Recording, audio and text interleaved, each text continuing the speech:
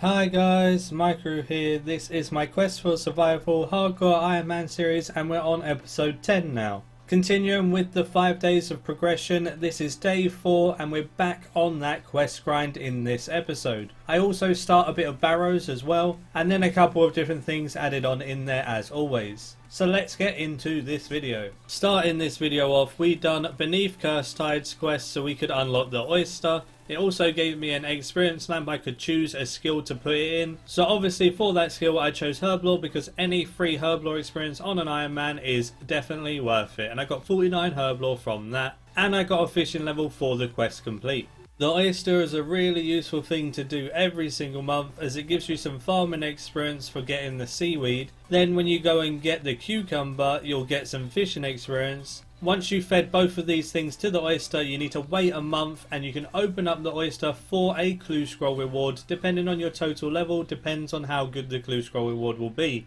At low totals you'll get the easy rewards and at high totals you'll get elite rewards. So I'm really looking forward to opening up this oyster and getting some nice clue rewards. The next quest was the Shield of Arav. It's a requirement for heroes and it's a super easy quest, so it was worth getting that one out of the way. 1,200 coins, I'm rich boys. 2 Iron Men trading, we're beating the system. It's 1 GP, thanks for the 1 GP Mr. Giraffe. Is it going to be 1 coin again?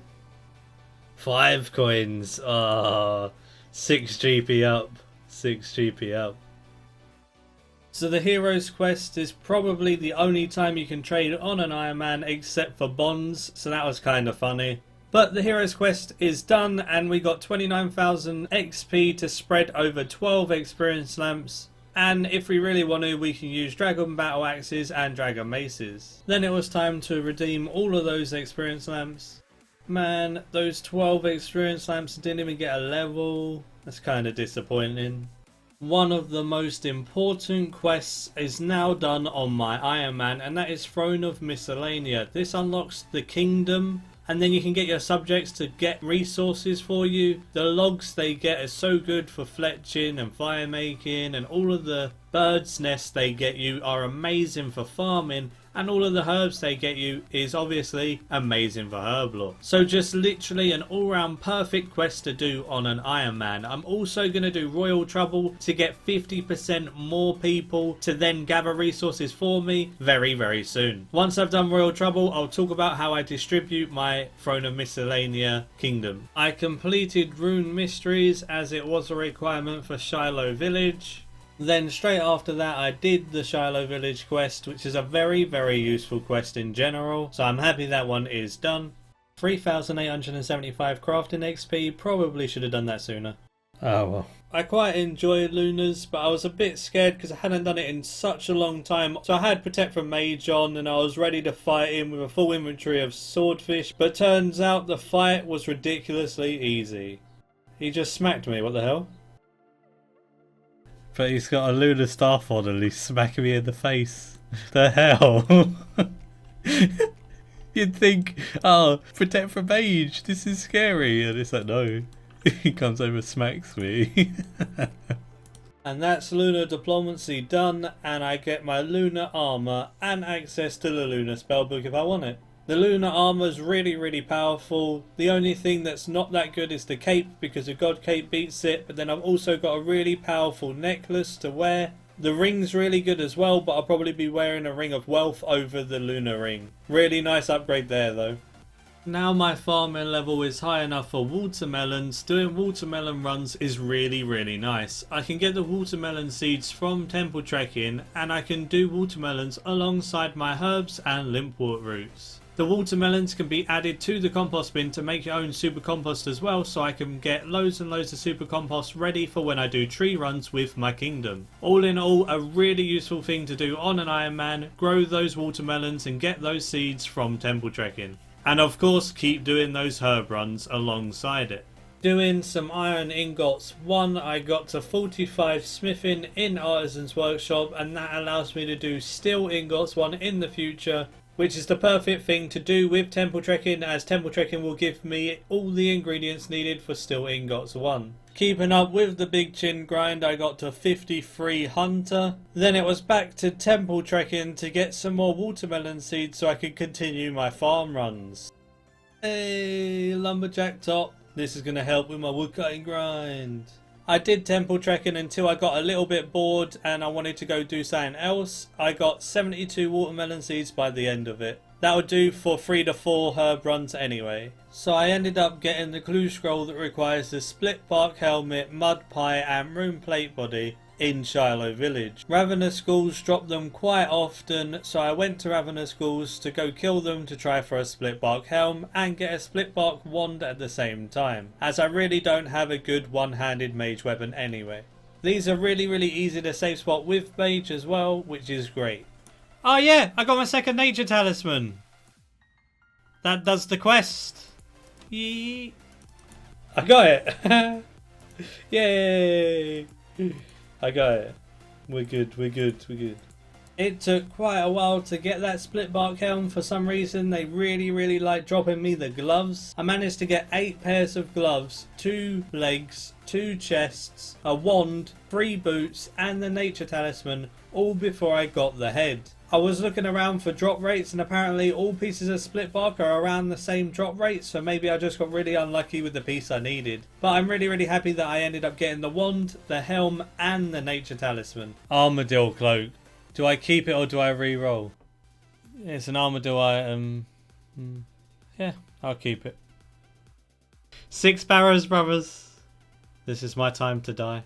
So doing Barrows brothers wasn't even that bad, to be honest. They're quite easy to do, and I took a ring of life just in case with a ring of wealth switch, so I could switch to the ring of wealth when I looted the chest and I could have the ring of life on if anything went bad. But then I ended up just taking the ring of wealth anyway and not even worrying about the ring of life. Only half of the brothers actually have threatening attacks really. Darox is quite threatening because when you get him on low HP he can hit really high, so you just need to make sure your health is at a high amount always. Cariel's hurts quite a lot when you're using mage because of the combat triangle and range hits quite consistently, but with protect from range it doesn't hurt too badly. And then the last one is Verax because he hits through your prayer, so you can sometimes hit, you know, like 1.5Ks and things, but again a swordfish negates that whole attack, so it's normally okay. I was doing 2 kills in a trip and it made for quick work of the Reaper task, and whenever I get Barrows Reaper tasks I'm going to do them as much as possible, but I'm not going to farm Barrows until I get the Draken's medallion from the Branches of Darkmare quest later on in this account's life. But that's one of the goals I'm aiming for, and I'm going to do a whole day of Barrows when I get that medallion because it makes Barrows so much easier, and it's a good way to get loads of tier 70 weapons and armour.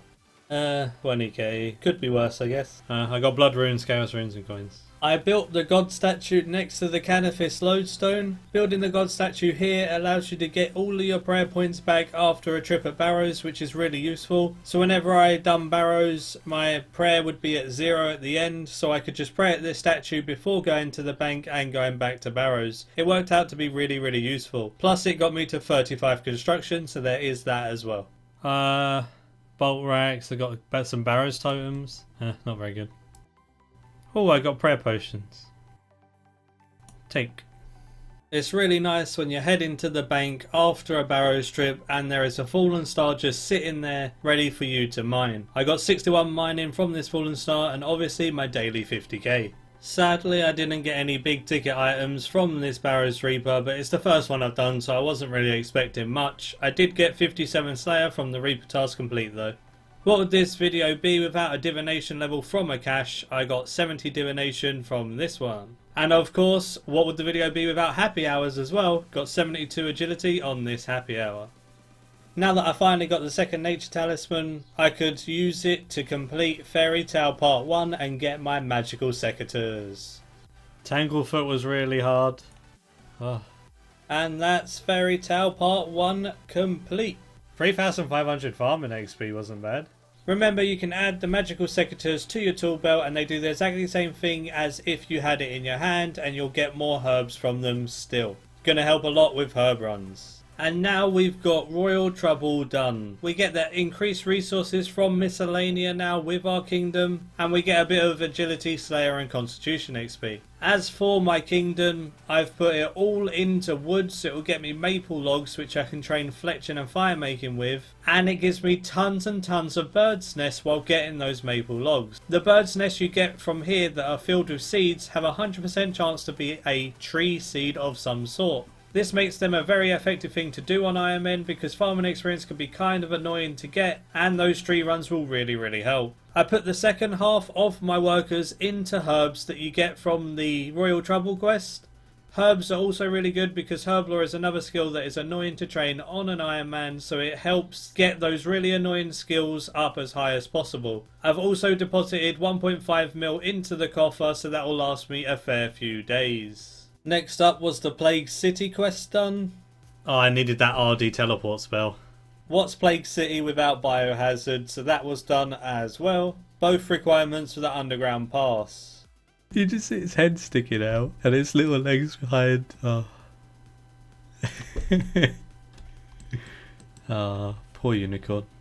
There's underground pass done. It wasn't actually that bad of a quest. It gave me 5 quest points, some attack and agility experience and the Iban staff. Nothing that's that important except for it's a big quest requirement for a lot of quests. Definitely a good one to get out of the way. I had to do some AFKing on this account, so I thought I'd use up the iron ore and the coal that I've got from temple trekking so far, and I got to 50 smithing while doing steel ingots 1. As for the stats at the end of this video, we haven't gained too many levels in this one. We've gained about 40 levels, but we've done so many quests we got gains in another way in this video. We unlocked the kingdom. We got Lunar spells and the Lunar armour, alongside loads of quest requirements out of the way and all of that good stuff. The stats are on screen now if you fancy taking a look at them, but I'm not going to go into too much detail about them in this episode. Thanks for watching, hope you enjoyed this episode.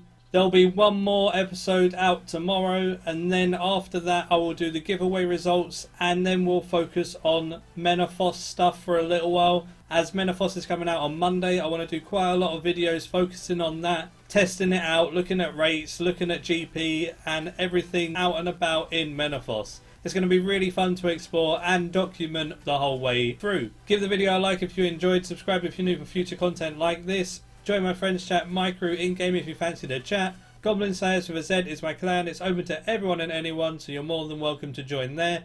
The Discord link will be in the description and the Twitter link will be in the description if you want to check out either of those. And until tomorrow, see ya.